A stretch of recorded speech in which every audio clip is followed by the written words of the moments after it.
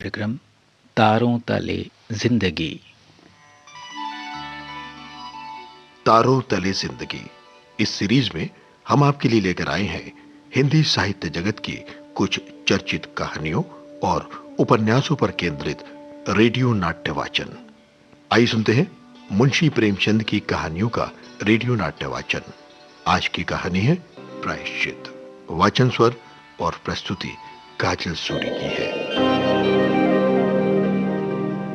मदारी और सुबोध एक ही दिन एक ही शाला में भर्ती हुए। पहले ही दिन से दिल में ईर्ष्या और द्वेष की चिंगारी पड़ गई, जो आज 20 साल बीतने पर भी न बुझी थी। सुबोध का अपराध यही था कि वो मदारी लाल से हर एक बात में बढ़ा हुआ था, चाहे वो डील ढोल हो या फिर पढ़ाई। सुबोध डिग्री लेकर अपने घर चला गया और मदारी फेल होकर एक दफ्तर में नौकर हो गया। तब जाकर उसका दिल शांत हुआ। लेकिन आज उसकी किस्मत सुबोध के हाथ में थी। ईश्वर इतना कठोर है। जब उसका दिल शांत हुआ तब मदारी ने दफ्तर के क्लर्कों को सरकारी हुक्म सुनाते हुए कहा, अब आप लोग जरा हाथ पांव संभाल कर रहिएगा। सुबोध चंद्र वे आदमी नहीं है जो भूलों को माफ कर दे। एक क्लर्क ने पूछा, क्या बहुत सख्त हैं? मदारी लाल ने मुस्कुराकर कहा, वो तो आप लोगों को 2-4 दिन में ही मालूम हो जाएगा। मैं अपने मुंह से किसी की शिकायत क्यों करूं? बस चेतावनी देनी थी, जरा हाथ पैर संभाल कर रखना। इस तरह सारे दफ्तर को सुबोध चंद्र की तरफ से भड़काकर मदारी लाल ने अपना कलेजा ठंडा किया। एक सप्ताह बाद सुबोध चंद्र गाड़ी से उतरे। तब स्टेशन पर दफ्तर के सब कर्मचारियों को हाजिर पाया। सब उनका स्वागत करने आए थे। मदारी लाल को देखते ही सुबोध लपक कर उनके गले से लिपट गए और बोले, तुम खूब मिले भाई, आज एक युग के बाद भेंट हुई है तुमसे। मदारी लाल बोले, यहाँ जिला बोर्ड के दफ्तर में हेड क्लर्क हूँ, आप ठीक है ना?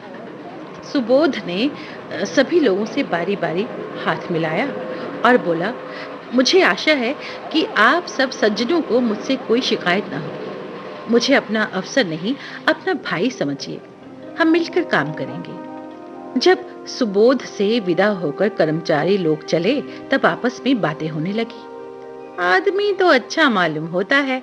हेड क्लर्क के कहने से तो ऐसा मालूम होता था कि सबको कच्चा ही खा जाएगा। चलो देखते हैं कि क्या होता है। सुबोध को आए 1 महीना गुजर गया। बोर्ड के क्लर्क, अर्दली, चपरासी सभी उनसे खुश हैं। कठोर शब्द तो उनकी जबान पर आता ही नहीं। सुबोध के ये सारे गुण मदारी लाल की आंखों में खटकते रहते हैं। उसने पहले कर्मचारियों को भड़काना चाहा, सफल ना हुआ, तो बोर्ड के मेंबरों को भी भड़काना चाहा तो मुंह की खाई। एक दिन मदारी लाल सेक्रेटरी साहब यानी सुबोध के कमरे में गए तब कुर्सी खाली देखी। वे किसी काम से बाहर गए थे। उनकी मेज पर बहुत से नोट पुलिंदों में बंधे हुए रखे थे। दफ्तर के लिए कुछ लकड़ी का सामान बनवाए गए थे, ये उसी के दाम थे। मदारी लाल ने बरामदे में झांक कर देखा, सुबोध का कहीं पता नहीं था। उसकी नीयत बदल गई। कांपते हुए हाथों से नोट के पुलिंदे उठाए, पतलून की दोनों जेबों में भरकर तुरंत अपने कमरे से बाहर निकले। चपरासी को पुकार कर बोले, बाबूजी भीतर हैं? चपरासी बोला, जी नहीं, कचहरी में किसी से बातें कर रहे हैं, अभी अभी तो गए हैं। मदारी लाल ने दफ्तर में आकर एक क्लर्क से कहा, ये मिसिल ले जाकर सेक्रेटरी साहब को दिखाओ। क्लर्क मिसिल लेकर चला गया। जरा देर में लौट कर बोला, सेक्रेटरी साहब कमरे में नहीं थे, फाइल मेज पर छोड़ आया हूँ। मदारी लाल ने मुंह सिकोड़ कर कहा, कमरा छोड़कर कहाँ चले जाया करते हैं? किसी दिन धोखा खाएंगे। तभी ठेकेदार ने आकर सलाम किया। सुबोध ने कहा, तुमने बहुत देर कर दी, तुम्हारा ही इंतजार कर रहा था। 10 बजे ही रुपए मंगवा लिए थे। रसीद लिखवा लाए हो ना? ठेकेदार, जी रसीद लिखवा लाया हूँ। सुबोध, तो अपने रुपए ले जाओ, तुम्हारे काम से मैं बहुत खुश नहीं हूँ। लकड़ी तुमने बहुत अच्छी नहीं लगाई और काम में सफाई भी नहीं है। अगर ऐसा काम फिर करोगे तो ठेकेदारों के रजिस्टर से तुम्हारा नाम निकाल दिया जाएगा। ये कहकर सुबोध ने मेज पर निगाह डाली। नोटों की पुलिंदे वहां नहीं थे। सोचा शायद कहीं किसी फाइल के नीचे दब गए हैं। उसने हर जगह नोट ढूंढे। दिल ही दिल में धड़कन तेज होने लगी।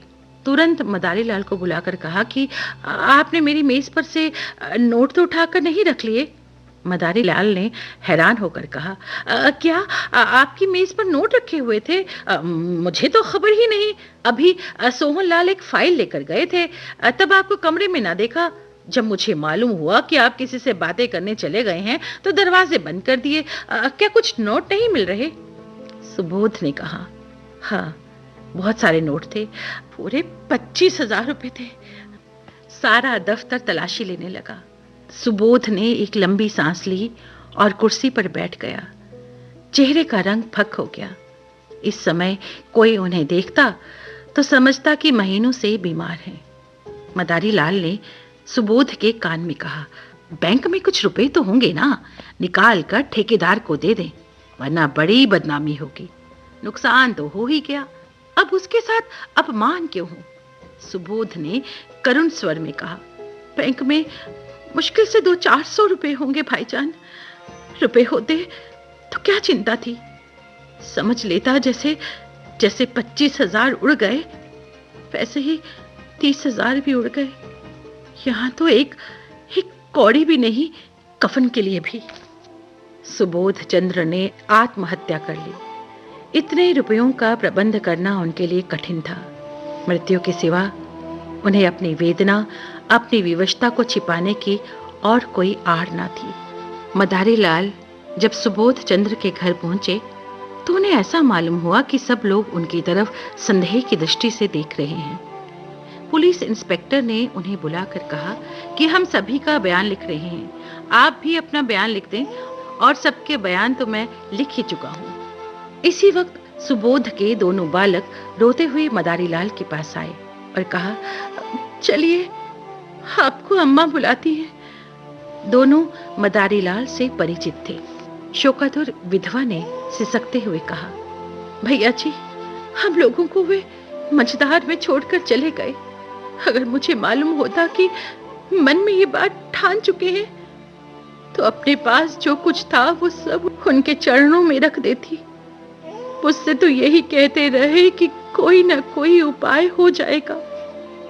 आपके ऊपर उन्हें कितना भरोसा था कह नहीं सकती। मदारी लाल को ऐसा लगा जैसे किसी ने उनके दिल पर तीर चला दिया। उनके मुंह से आवाज न निकली। रामेश्वरी ने फिर से कहा, रात सोए तब खूब हंस रहे थे, रोज की तरह दूध पिया, बच्चों को प्यार किया, थोड़ी देर हारमोनियम बजाया और फिर कुल्ला करके लेट गए।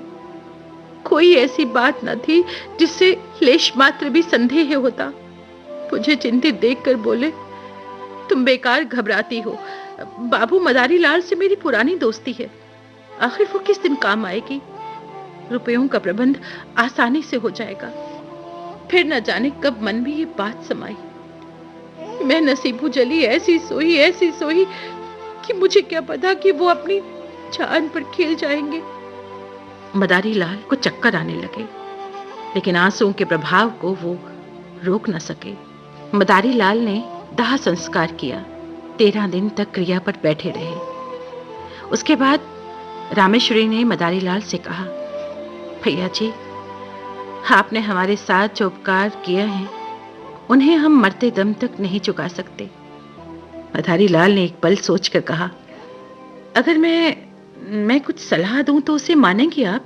रामेश्वरी, भैया, आपकी सलाह ना मानूंगी तो किसकी सलाह मानूंगी, और दूसरा है ही कौन? मदारी लाल, तो आप अपने घर जाने के बदले मेरे घर चलिए। जैसे मेरे बाल बच्चे रहेंगे वैसे ही आप भी रहोगे।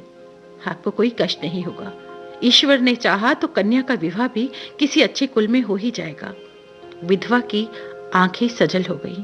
बोली, मगर भैया जी सोचिए। मदारी लाल ने बात काट कर कहा, मैं कुछ ना सोचूंगा और ना कोई उज्र सुनूंगा। क्या 2 भाइयों के परिवार एक साथ नहीं रहते? सुबोध को मैं अपना भाई समझता था और हमेशा समझूंगा।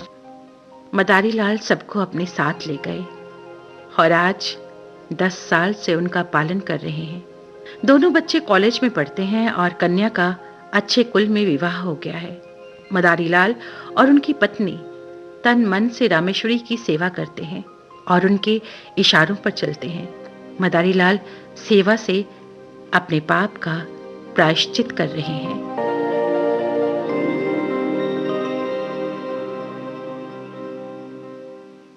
तारों तले जिंदगी इस सीरीज में अभी आप सुन रहे थे मुंशी प्रेमचंद की कहानियों पर आधारित रेडियो नाट्य वाचन। आज की कहानी थी प्रायश्चित। वाचन स्वर और प्रस्तुति काजल सूरी की थी।